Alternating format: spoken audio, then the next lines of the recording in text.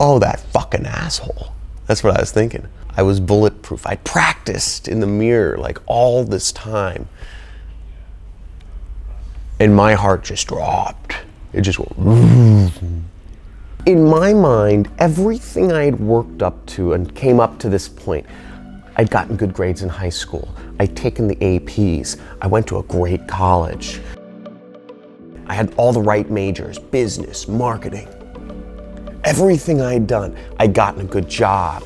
I switched out for a better job, and I did everything correct in my job, and I was moving up and I was doing everything. I was helping the company grow. I felt pretty confident going in because I felt like I had a bulletproof case for asking for a raise. So I went in, I had, a little sheet prepared of, just kind of some numbers and some charts and some of the actual data that I was going to reference. And I went in and I made my spiel, which was short. I thought I kept it good and open-ended. I didn't ask for a firm amount. I said, hey, I'd like either a raise or some sort of incentive plan moving forward so that I can be on track to earn 6 figures.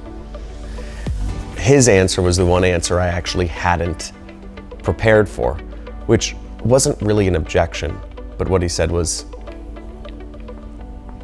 or what? He was just being an a-hole. What that question meant to me, because he was saying, you want a raise, or what are you gonna do? And what I felt like he was asking me to do is actually put my balls on the line and say, or I'm quitting. I don't think that was his intention. The way I interpreted his response, or what, I felt he was forcing me to say,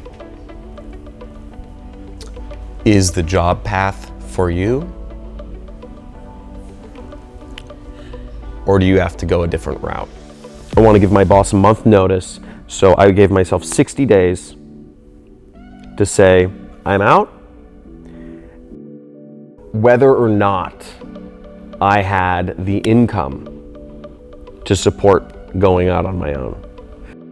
I knew I had to do it, and I knew I just had to really just resolve it in that moment and just move forward, because otherwise I'd create too many obstacles to keep myself comfortable.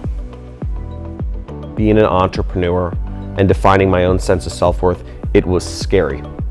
But I realized I would live a life of regrets, of constriction, of being on somebody else's term, of being a comfortable slave if I allowed my sense of self-worth and my worth to be determined by somebody else.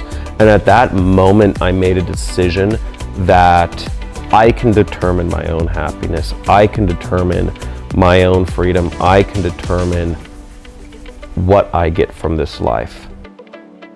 But once I had that goal in mind, you see, I was able to problem solve my way to get there. You don't need to let anybody else determine what you're worth or where you're going in life, that you have full control of that. And it doesn't need to be a boss, a teacher, or even a relationship you're in. You determine where you're going in life. You alone have all of the power in the world to figure this stuff out for yourself. You're in a prison of your own mind. What you fear is not real, and it's really bitching over on this other side. You can truly make it happen.